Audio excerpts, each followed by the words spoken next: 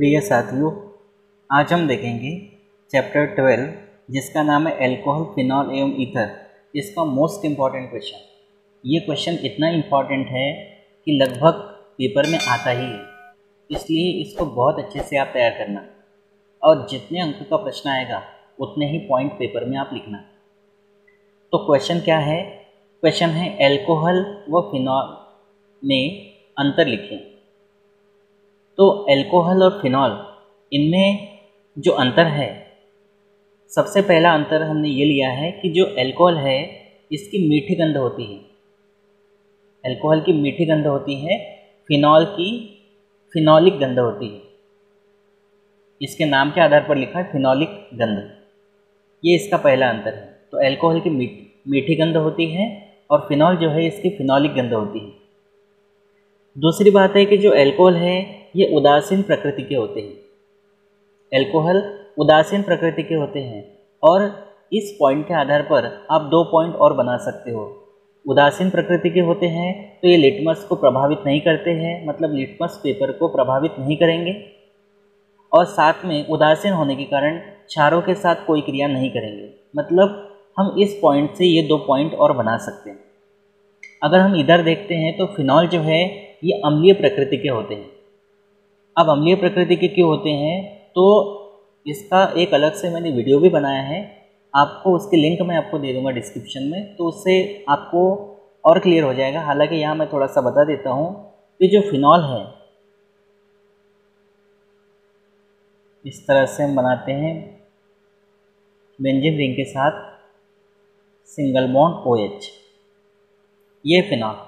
इस फिनॉल को अगर हम जल में डालते हैं या इसका जलीय विलयन बनाते हैं तो जलीय विलयन बनाने के कारण क्या होता है, ये H+ आयन देता है और H+ आयन देकर बनाता है फिनॉक्साइड आयन। इस तरह से फिनॉक्साइड आयन मतलब O-, ये कहलाता है फिनॉक्साइड आयन, और साथ में यहाँ से प्रोटॉन निकल जाएगा, इसके साथ ये हो जाएगा H3O+, मतलब हाइड्रोनियम आयन। तो ये साम्य अवस्था में आ जाता है, साम्य स्थापित हो जाता है। तो कुल मिला के ये जो फिनॉल है, इस फिनॉल ने क्या दिया है, H+ आयन दिया है, और H+ आयन देने के कारण, और यहाँ क्या बना है, फिनॉक्साइड आयन। तो इस तरह से ये जो फिनॉल है ये H+ आयन दे रहा है, और H+ आयन देने के कारण हम ये कह सकते हैं कि फिनॉल जो है ये अम्लीय प्रकृति का है।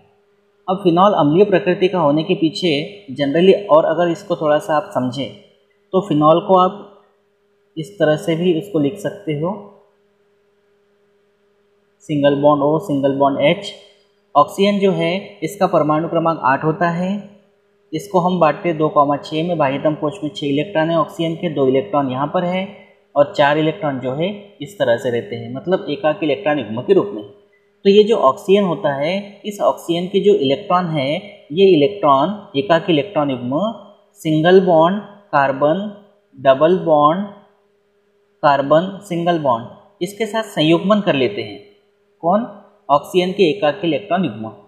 और संयुग्मन करने के कारण यहाँ पाया जाता है मेसोमेरिक प्रभाव, और मेसोमेरिक प्रभाव पाए जाने के कारण इस तरह से शिफ्टिंग होता है, और ऑक्सीजन परमाणु पे आ जाता है धनावेश और इस पोजीशन पे आ जाता है ऋणावेश, और आगे फिर इसमें और अनुनाद पाया जाता है, और अनुनाद के कारण आर्थ और पैरा स्थान पर आपको माइनस मिलेगा, यानी इलेक्ट्रॉन घनत्व अधिक मिलेगा। आप इससे ये भी समझ सकते हो कि फिनॉल जो है ये आर्थ और पैरा दिशात्मक होता है। अब ऑक्सीजन के इलेक्ट्रॉन जब इस तरफ शिफ्ट होंगे तो ऑक्सीजन पे धनावेश आएगा, और ऑक्सीजन पे धनावेश आने के कारण ये ऑक्सीजन क्या करता है, ये साझे के इलेक्ट्रॉन को या साझे के इलेक्ट्रॉन युग्मों को अपनी ओर खींच लेता है, जिसके कारण से इस हाइड्रोजन का H+ के रूप में निकलना आसान हो जाता है। तो कुल मिला के देखा जाए तो फिनॉल कैसी प्रकृति का है, अम्लीय प्रकृति का है। अब अम्लीय प्रकृति का है तो इसके आधार पर आप 2 बातें और निकाल सकते हो। अम्लीय प्रकृति का है और अम्ल का क्या नेचर होता है, नीले लिटमस को लाल करते हैं। अम्ल जो है ये नीले लिटमस को लाल करते हैं, और साथ में अम्ल जो है क्षारों के साथ क्रिया करके लवण बनाते हैं। तो हम ये कह सकते हैं कि फिनॉल नीले लिटमस को लाल करता है, और साथ में अम्लीय प्रकृति होने के कारण क्षारों के साथ क्रिया करके लवण बनाता है। तो इस तरह से ये इसके 4 अंतर हो गए। सेकंड अंतर क्या देखा था, ये उदासीन प्रकृति के होते हैं, ये अम्लीय प्रकृति के होते हैं, ये लिटमस को प्रभावित नहीं करते हैं, ये नीली लिटमस को लाल करते हैं, ये क्षारों के साथ कोई क्रिया नहीं करते हैं, ये क्षारों के साथ क्रिया करके लवण बनाते हैं।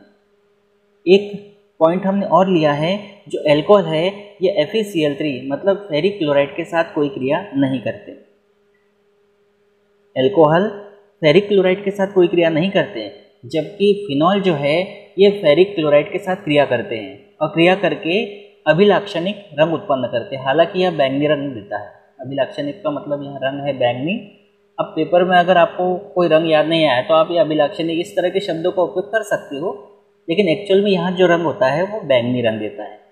अब देखिए एल्कोहल जो है, जनरली एल्कोहल बोला तो एथिल एल्कोहल होता है, तो ये जो एल्कोहल है FeCl3 के साथ फेरिक क्लोराइड के साथ कोई क्रिया नहीं कर रहा है, लेकिन फेरिक क्लोराइड कैसे क्रिया करता है, तो मैंने आपको बताया कि जो फिनॉल होता है ये आपको देता है फिनॉक्साइड आयन इस तरह से। तो सबसे पहले मैं फिनॉल को फिर से एक बार ले लेता हूँ यहाँ पर इस तरह से,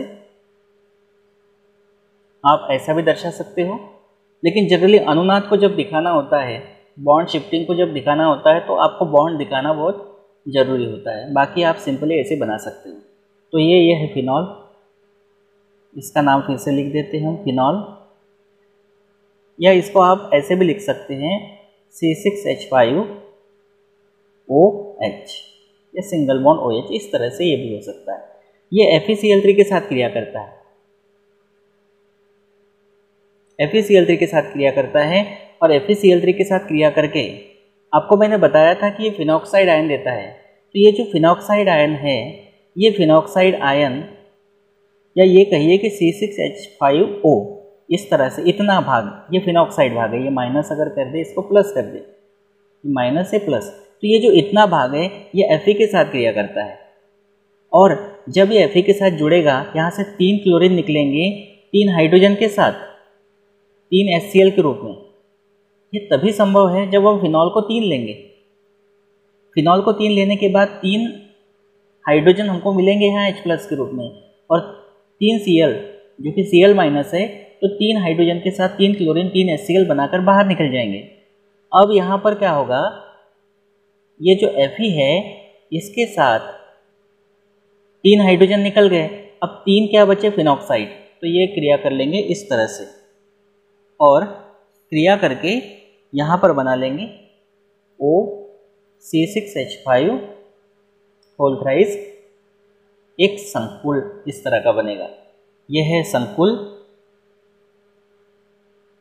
या संकुल यौगिक कह सकते हो या जटिल यौगिक इसको कह सकते हो। और ये जो संकुल यौगिक या जटिल यौगिक बनता है ये होता है बैंगनी रंग का।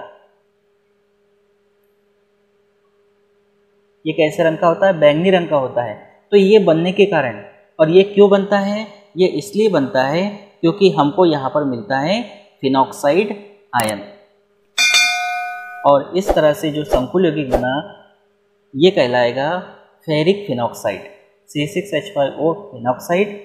और ये है Fe जो है इसकी ऑक्सीकरण संख्या 3 है, तो इसको कहेंगे फेरिक।